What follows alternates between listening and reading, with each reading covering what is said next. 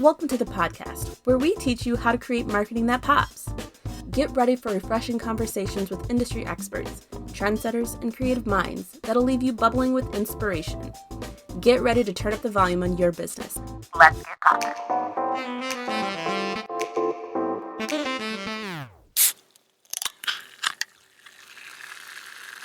Welcome back to Marketing That Pops. I'm Olivia. And I'm Michelle. And this episode is brought to you by ThrivePOP, the #1 cannabis marketing agency for B2B and B2C companies. We are a woman-led team of strategists, graphic designers, social media specialists, and web developers who work with dispensaries and cannabis service businesses to implement marketing strategies in this highly regulated industry. ThrivePOP creates unique marketing campaigns to inspire, create, and grow cannabis-focused businesses. To learn more about ThrivePOP, you can go to our website, thrivepop.com, and you can book a meeting with one of our dedicated marketing strategists on thrivepop.com/contact us. Today, I have Chad here from Rise 25, who has done thousands of interviews with successful entrepreneurs and CEOs. And so we flipped the script, and he's going to be interviewing us today. So this is going to be new and fun. So I'm excited to see how this goes. Yeah. Yeah, absolutely. Hey, thanks so much for having me today, you guys. Really appreciate it. Hey, I'm looking forward to learning more about kind of the history of ThrivePOP and maybe your journey up until this point. I know, Michelle, you were one of the kind of the co-founders of ThrivePOP. How did it kind of come about? Why did you start it? Well, I've been doing marketing since like the 90s, long time. And I was working with my husband's company, Next IT, and we decided to spin the web division out into ThrivePOP. And then that allowed me to work with many different companies and focusing in that way. So I really enjoyed like all of the different types of industries that we could work with. And so in July of 2017, ThrivePOP was born. Yeah, long time. Awesome. Yeah. How long have you been with ThrivePOP, Olivia? Just over 5 years. So I've been rock and rolling with ThrivePOP for a little bit now. Yes. What's kind of your primary role? I know Michelle is the CEO. Oh, a little bit of everything, I like to have my hands in all the baskets. But I am doing this podcast with Michelle, and I really like to stay focused on ThrivePOP as itself, like marketing for ourselves. We do so much for all of our clients that sometimes, you forget to market for yourselves. So that's another one of my focus. And then I have a couple other clients that I work with. But I'm Michelle's right hand, so whatever she needs, I'm just like, I got you. Yes. Yeah. I know you. And she started, it was like, a great idea to start the podcast. And so this was one of Olivia's big goals this year. And so we got things rolling. Yeah. So What was attractive about doing a podcast, Olivia?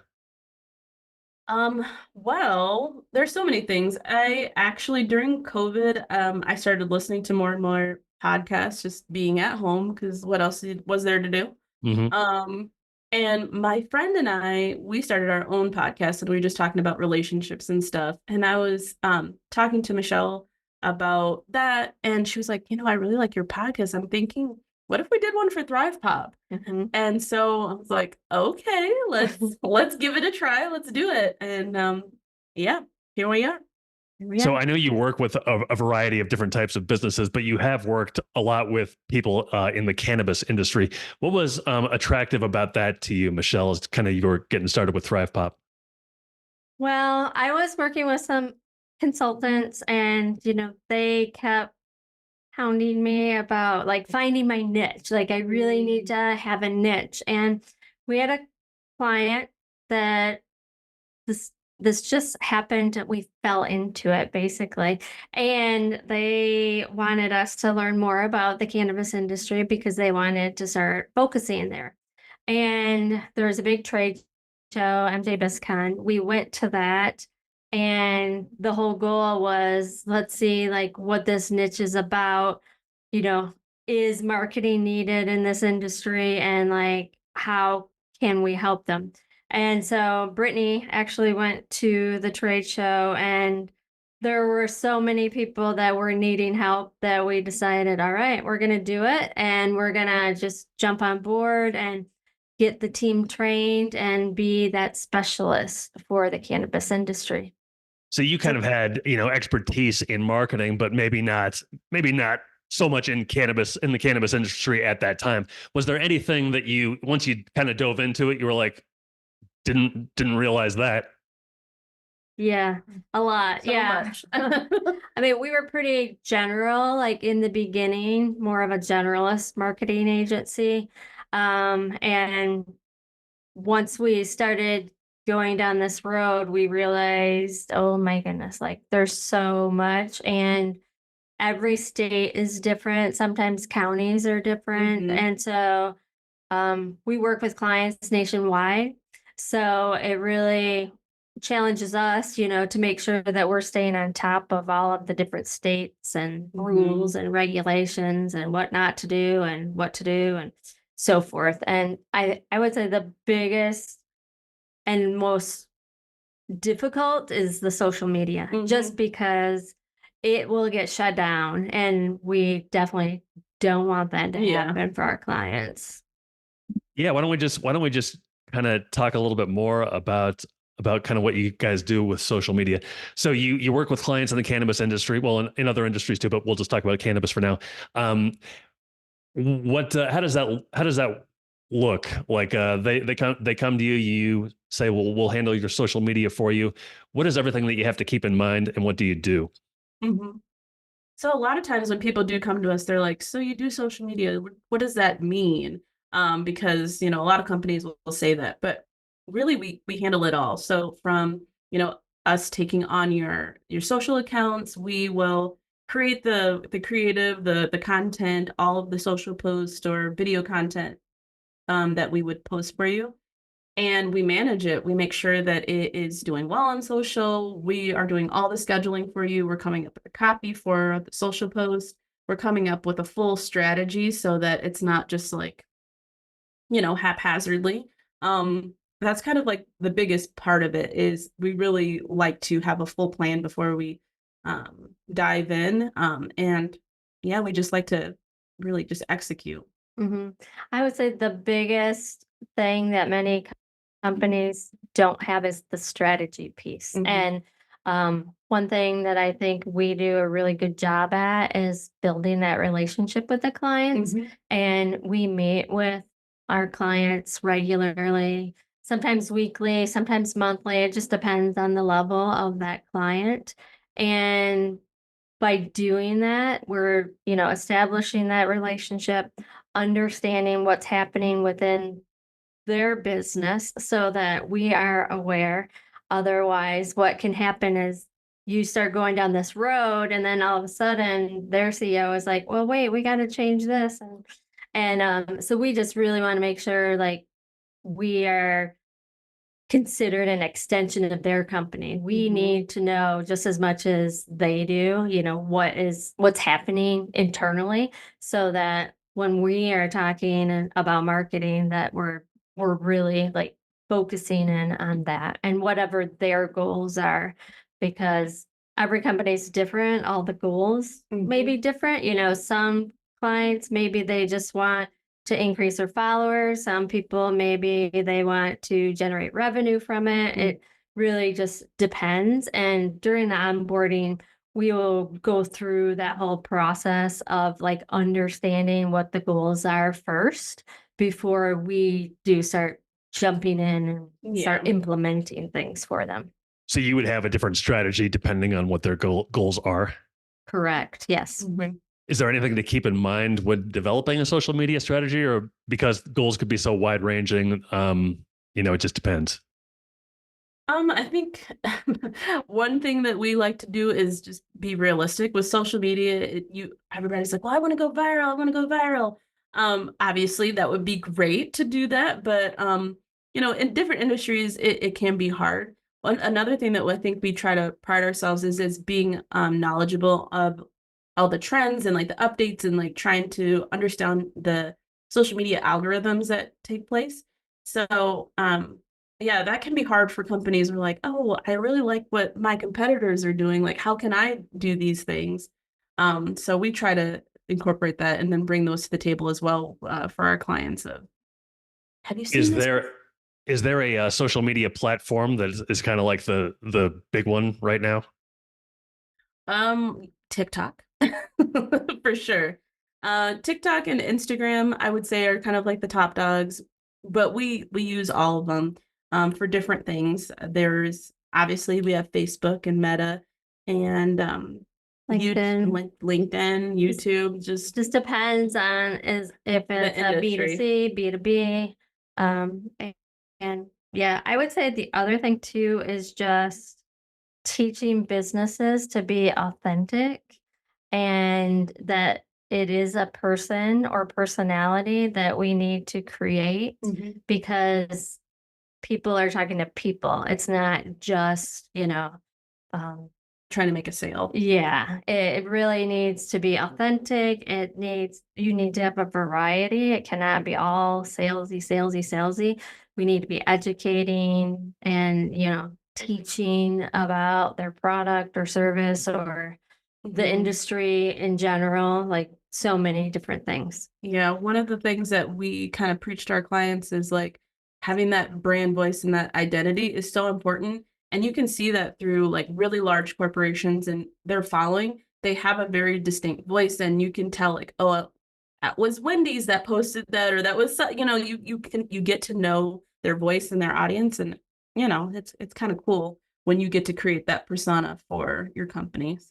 Yeah. So I'm guessing like I'm not on TikTok myself, but I'm guessing like a brand voice on TikTok might be communicated different than something on Facebook or something like that. Correct. Is it challenging to kind of maintain that same voice if you're maybe doing like a funny video and then maybe putting text on Facebook or something else? Yes, it can be challenging, but I do think that there's like a way to keep that essence of maybe if it is that fun kind of vibe to it, Hmm. you still do that with maintaining the per platform. Um Hmm. yeah. There's a sweet sauce that you have to use. Yeah, I would say, you want to be consistent with what you're doing and always, they don't, we don't want people that maybe go on LinkedIn and are like, is that even the same company? Right. Like, we want to make sure that whatever we're doing, across all platforms, that it's relevant to, Mhm. the end user, the person that is like following us or we're hoping that will follow us. And that's, you know, whether it's LinkedIn, Instagram, TikTok, it Mhm. doesn't matter. We have to be having the same message. It may be, talked about a little bit differently, but Yeah.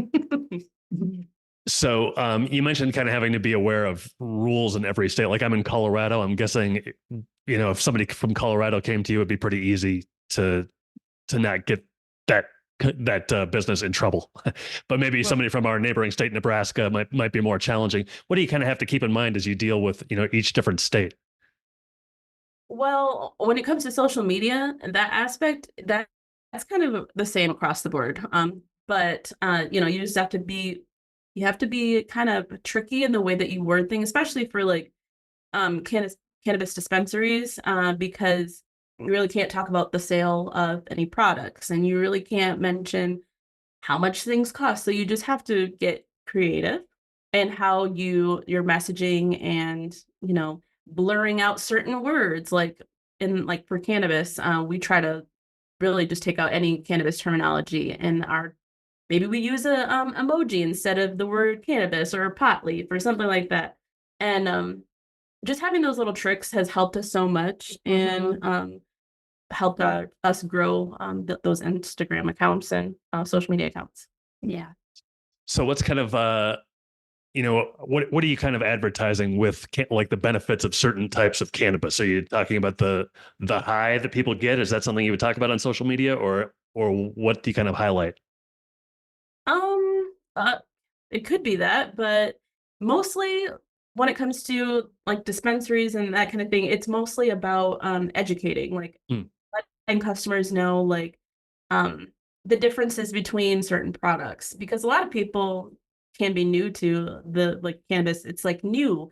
Like I want to try this and what to expect or like what's this gummy about.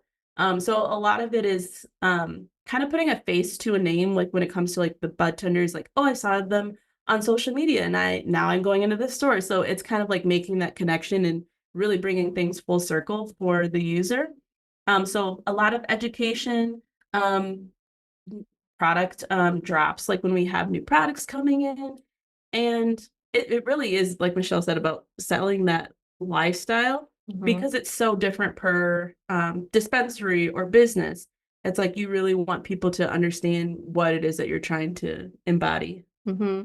Yeah, I think like when people are like following a company on Instagram or TikTok or whatever, if they were to walk into their location, they should get that same experience, Mhm. right? It's like, what's that culture like? That's what we need to show and demonstrate like on social media.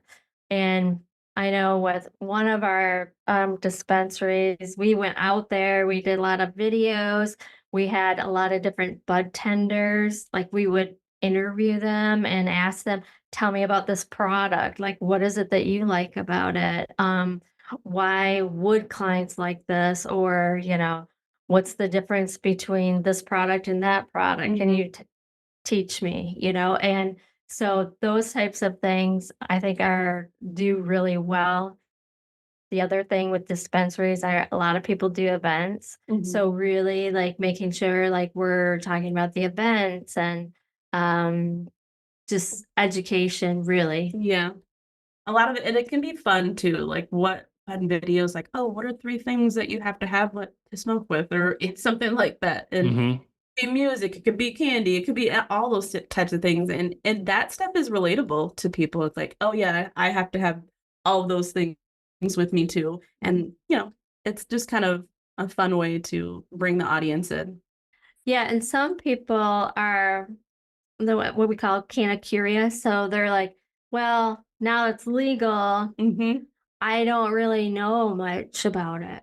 But then there's the other audience that are regular users, right? And so you have to kinda have a nice variety so that you are educating on the basics Hmm. versus the highly educated people that are, concerned with terpenes and, Yeah. all the technical aspects of cannabis. Have you found that there tends to be a variety of different, I guess, types of cultures from dispensary to dispensary? I would say so. Like Mhm. each one of them is different, and I think that's what you have to do is like what's going to set you apart. Why is somebody going to choose to go to your dispensary over another? And I think it's just about that connection of like, oh, I really connect with you guys. I like this feeling, like this aligns with me, and that's what's going to make me keep coming back. Mhm. Yeah. It really is about that personality of the dispensary and their culture and trying to demonstrate that online Mhm. so that they know. And whether it's on social media or their website, we want to make sure it's consistent Through all so platforms. that we're like, oh yeah, like that's the same company that I follow on social. That's their website. Oh, and we don't want them to go to me like, is that the same company? Like, Yeah. I don't even know if that's the same because that's not what their social media kind of looks like. So Mm. we just want to make sure that it's cohesive across every platform. So it sounds like it's pretty kind of fun and challenging work, especially if you're creative. What do you guys enjoy most about this type of work? I think it is the creative aspect, at least for me. Hmm. We get to work with so many different products and brands, and I think the best part is like when we get to that spot where we're like jiving and like the client knows exactly what. I mean, we got their flavor and we're just rocking and rolling. That's like the best part Hmm. because we're like, oh, I know exactly how to say this and get this across, and this is going to sound just like this brand. Hmm. That's my favorite. I think for me, like my favorite part is brainstorming, Mhm. coming up with like the new ideas and something that is so unique that they didn't think of and are like, oh my God, this is brilliant. And Mhm. wow, why didn't we think of that? But like as a business and even as the owner, I tend to like it this way too, is you can't really like, you're so, like, ingrained in it that you can't think objectively about it, and so having a fresh perspective sometimes really kind of opens up Mhm. that creativity where they would never have thought of that before, and even with us, sometimes we get stuck and we're just like, "We're a marketing company, how come we can't come up with our own stuff?" But, we get sucked into, Doing it for everyone else. yeah, we're just like, we never have time to think about our own company. We're focused on helping all these other Mhm. companies. And I think the other piece too that I enjoy is just showing good results. Mhm. And so, like in our meetings, we're demonstrating, oh my gosh, like look at the traffic, how this has increased, or wow, when we started, you had, 500 followers. Now you have 5,000. Mhm. Holy cow, look at what we did. Mhm. And so that is exciting to me, especially if like we had a client that we did the first quarter and we're like, holy cow, like we really like did an amazing job. And so it's really fun to talk about those and also get the clients excited about like, Yeah.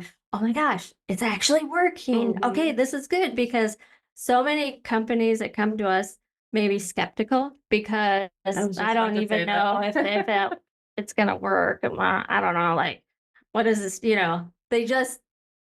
They've had bad experiences Hmm. before, and so they just automatically assume, they're paying all this money, we're not really doing anything, and the thing is, we care more most of the time than some of the owners Yeah. because we're just, like, so, like, into, like, proving the results, Mhm. and so Yeah. that's, I think, what's I really was fun. actually gonna say, I think my other favorite part is like when we have an idea and if the client is just like a little bit on the fence of like, I don't know what, and then they say, let's try it.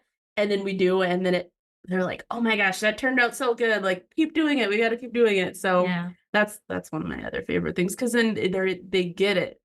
Because, some people they're just like, I don't understand how this is gonna work. And once they see it, it's like, Yeah. yes. I think too, like, sometimes that onboarding phase, it's can be frustrating, for both parties, for the client and for us, because we're trying to, like Olivia was saying, like get that jive going, right? And understanding what they like, what they don't like, do we have the right team on this account? Because sometimes personalities of like my team and the client maybe don't totally like jive and we got to like find that right perfect recipe really and so many graphic designers have different styles and so we just really work hard at trying to match up those personalities too. So is that what you think? What do you think kind of sets you guys apart, maybe from competitors? If they've if other clients have been somewhere else and maybe had a negative experience, what do you think it sets you guys apart? I mean, if you're able to take somebody from 500 to 5,000 followers on social media, that's pretty good. But what is it about you guys that maybe sets you apart? I mean, honestly, I think it's that we care. And not that these other companies and other businesses don't, but like Michelle said, we just spend so much time, like we want to do a good job and we love like being able to provide like a really good service and we love to create. So like when we're able to do that and to, take someone and help them grow, it's like, I don't know, I think that's like really what sets us apart. Hmm. I think a couple other things are that we really want a relationship. We don't want this to be we're just going to test you out and see how it goes. It's like, no, this is a long term commitment. And we want to like know your business and understand. And one thing that is a lot of agencies don't really focus on meeting with the client regularly, and we do. And that's just so important for communication. And we also are set up in pods. So when a client comes to us and they decide what services they want, they would get assigned to a strategist. And then the strategist will have a team of a graphic designer, social media, pay-per-click, SEO, web developer. And those employees are always working on that client's product or whatever it is, service that we're doing for them. And so they always are getting consistent quality of work. And then my employees feel like they take ownership in it because that's their company. They're doing this work, and so I think that's really important. I think just based on experience and history and client frustrations, like we realize that can be, clients will say, okay, well, I like this design, but why this is a totally different look? I don't like it, blah, blah, blah. And it's because the agency is just giving the work to whoever has a minute, right? And we just make sure that we plan everything out, everything is scheduled, and the quality of work is consistent. And to go back to what Michelle was saying about the relationship, a lot of the time, like our clients become our friends. Like they're texting us and telling us like, oh, look at my new puppy. I just got this, and it's like we're invested not only in their brand and their business, but also in their lives. And, we've become really close with our clients and we care. Yeah. Awesome. Hey, as we wrap things up here, just tell me a little bit more about this podcast. How long have you been doing it? Well, we started the podcast this year. Our first episode came out in February, so we've been doing it for a little bit, but we're ramping it up now. Very nice. What do you think listeners would most likely gain from listening to it? I think